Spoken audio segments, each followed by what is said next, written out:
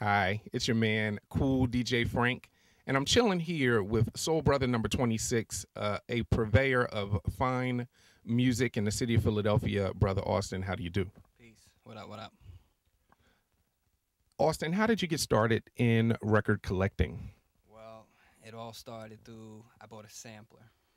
And then after buying a sampler, I figured out I needed something to feed the sampler. And then that led me to picking up some records. I had bought records before as a kid. I had two little busted turntables and tried to DJ, but it was more hip hop oriented and never really went anywhere. I had a couple crates of records by that point. So this is like 98. I buy a sampler and I start buying records. I have no idea what I'm doing. I'm just blindly going to stores and buying like everything and sitting and listening to everything. Got a portable and so basically it started off slow with trying to figure out what I should buy and this is a time when the internet wasn't really big, so I had no internet access or anything like that. It was more or less just hit or miss and buying stuff and seeing what I could work with. And um, then as I started to figure out more and more, I started to find out like the old beats that had been used and abused and reused, funky drummer type of stuff and this stuff. So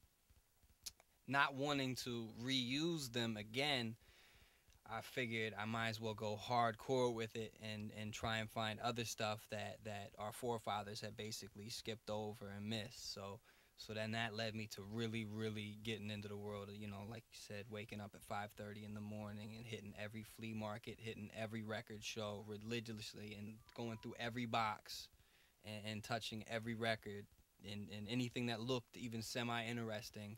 That was the thing that I would hone in on was covers and artists and reading the backs of them. And it got out of control really fast. And then you know 10 years went by and I'm still obsessed with it. I can't stop doing it. It's a daily ritual. But what happened for me was I at some point, probably about a little bit after 2000, I started finding, hip hop things more and more, hip hop records that I hadn't found before and didn't never heard of before, or maybe heard on the radio once on 99 or something back in the day, and started opening my eyes to like I missed tons of stuff, and I figured there might have been a few things, but then I realized there's literally hundreds and hundreds of records that had come out from local artists, Philly artists, and local artists everywhere, New York, Delaware, Jersey, and basically we just slept on them. So I just that became my passion. After that, I as you say, caught the bug again on that, and have been pretty much submersed in the world of independent hip hop for the last 5 years, 6 years. Now, what do you do with all of these records? I know that you dabble into the production. Maybe you can elaborate on that, and what do you actually do with your collection on a regular?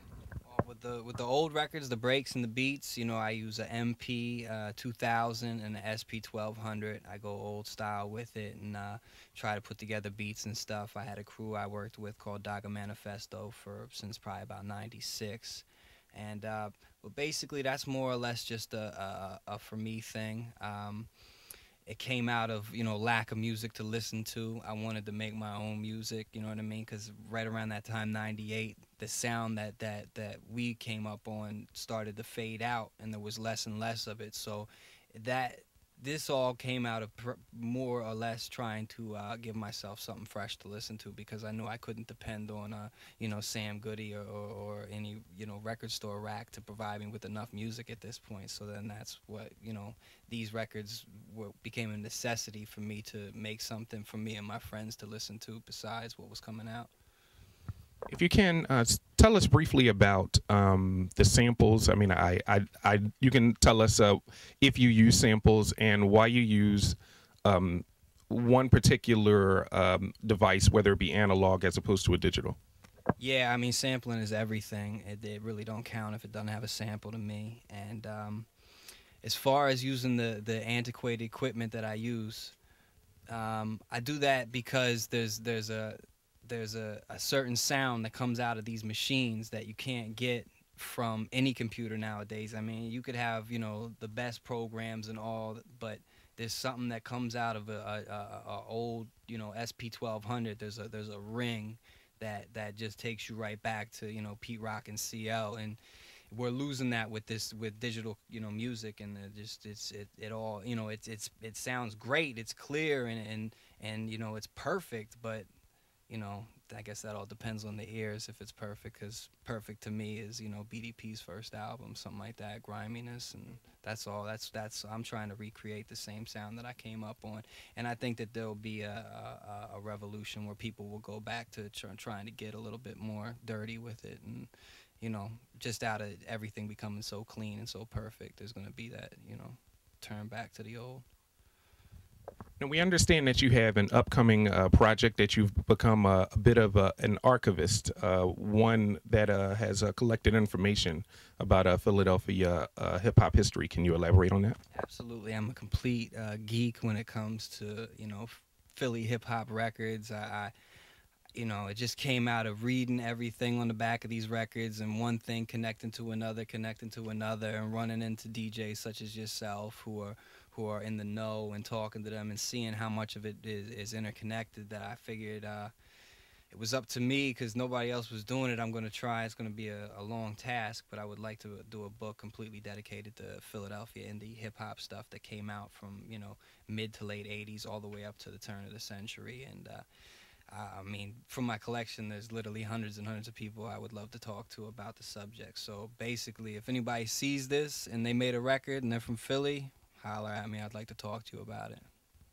Sounds like a winner. Is there anything else that the viewing public should know, any way that they might get in contact with you, or what have you? Yeah, you can hit me up at mastersin, SIHN,